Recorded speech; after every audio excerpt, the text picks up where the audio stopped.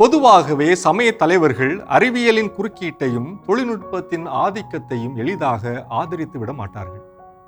ஆனால் இன்று செயற்கை நுண்ணறிவு எல்லா துறைகளிலும் ஊடுருவி இருப்பது போல சமயங்களிலும் அதன் வழிபாடுகளிலும் கால்பதித்திருப்பது ஆச்சரியமூட்டுகிறது.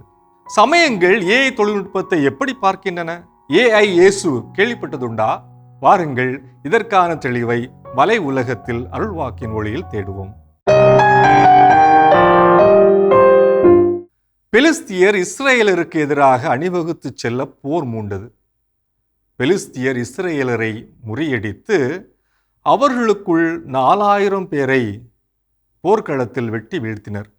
வீரர்கள் பாளையத்திற்கு திரும்பிய போது இஸ்ராயேலின் பெரியோர் கூறியது, இன்று பெலிஸ்தியரிடம் நம்மை ஆண்டவர் தோல்வியுறச் செய்தது ஏன்? ஆண்டவரின் உடன்படிக்கை பேழையை சீலோவினின்று நம்மிடையே கொண்டு வருவோம். அது நம்மிடையே வந்தால் நம் எதிரிகள் கை நின்று நம்மை காக்கும்.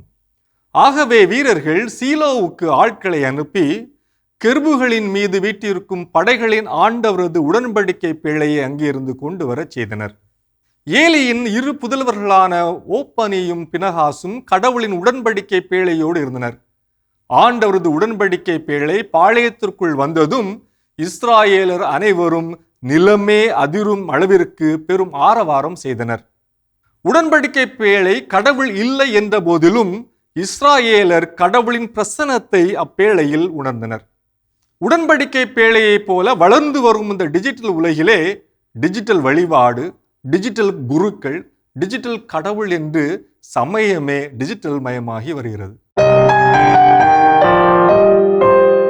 சமயத்தை பொறுத்தவரை முக்கியமான 2 தளங்களில் செயற்கை நுண்ணறிவின் தேவை இருக்கும்.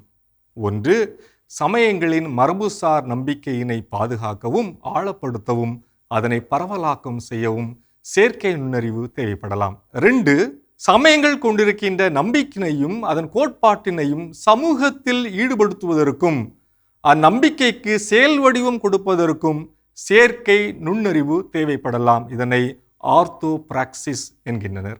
ஏற்கனவே உலகில் பல்வேறு இடங்களில் செயற்கை நுண்ணறிவினால் செறிவூட்டப்பட்ட மனித உருவ ரோபோக்கள் சமய பயன்பாட்டிலும் அதன் வழிபாட்டு முறைகளிலும் பயன்படுத்தப்படுகின்றன. ஈரான் நாட்டை சார்ந்த அக்பர் ஆசை என்ற 27 வயது இளைஞர் ஒருவர் வெல்டன் என்னும் மனித உருவ ரோபோ ஒன்றை வடிவமைத்திருக்கிறார். குழந்தைகளுக்கு குரானையும் இஸ்லாமிய ஜபங்களையும் போதிப்பதற்காக அது வடிவமைக்கப்பட்டுள்ளது. டிரோவாடோ என்னும் 42 வயதான கணினி பொறியாளர் சாண்டோ என்னும் கத்தோலிக்க கிறிஸ்தவர்களுக்கான ஒரு ரோபோ புனிதரை வடிவமைத்திருக்கிறார். இந்த மனித உருவ ரோபோ முதியவர்கள் ஜெபிப்பதற்கு உதவுகிறது. பெப்பர் என்னும் மனித உருவ ரோபோவை சாப்ட் பேங்க் என்னும் ஜப்பானிய நிறுவனம் வடிவமைத்திருக்கிறது. புத்த மத பிச்சுக்களை போன்று வடிவமைக்கப்பட்டுள்ள இந்த ரோபோக்கள் சரியாக புத்த மத ஜபங்களை புத்த வழிபாடுகளில் பயன்படுத்துகிறது. அதிலும் குறிப்பாக அடக்கச் சடங்கு நிகழ்வுகளில் ஓதும் ஜபங்களை மிக சரியாகவும் உச்சரிப்பு பிழையில்லாமலும் ஒப்புவிக்கிறது. மலேசியாவில் புகழ்பெற்ற கோவிலில் சீன கடல் தேவதை என்று கருதப்படுகின்ற மசு மாதாவின் டிஜிட்டல் சிலையை, அதாவது ஐமாசின் என்ற நிறுவனம் வடிவமைத்துள்ளது. ஏஐ தொழில்நுட்பத்தால் செறிவூட்டப்பட்ட இக்கடல் தேவதையிடம் பக்தர்கள் என்ன கேள்வி கேட்டாலும் அதற்கு நம்பத்தகுந்த பதிலை சமய மற்றும் மன தத்துவ அடிப்படையில் தருகிறது.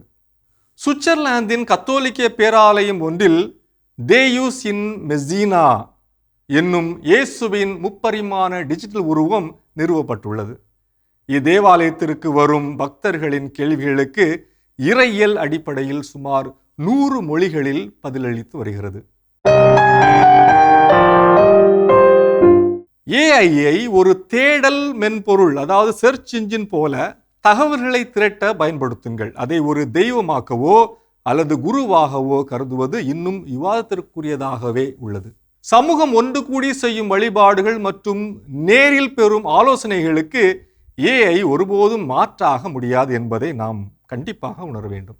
ஏஐ என்பது மதத்தை பரப்புவதற்கும் தகவல்களை பெறுவதற்கும் ஒரு சிறந்த பாலம். ஆனால் அந்த பாலமே கடவுள் ஆகிவிட முடியாது என்பதை நாம் உணர வேண்டும். ஏஐ சில நேரங்களில் மத நூல்களில் இல்லாத விஷயங்களை தவறாக கோர்க்க வாய்ப்புள்ளது. எனவே ஏஐ பயன்படுத்துபவர்கள் மிகுந்த கவனத்துடன் இதை அணுக வேண்டும்.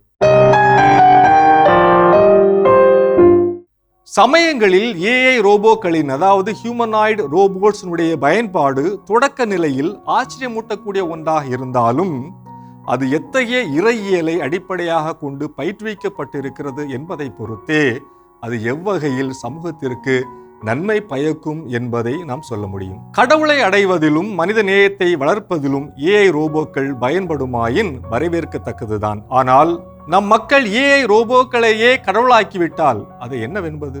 இது வலை உலகம் 360 டிகிரி டிஜிட்டல் உலகிற்கான உங்கள் அகராதி.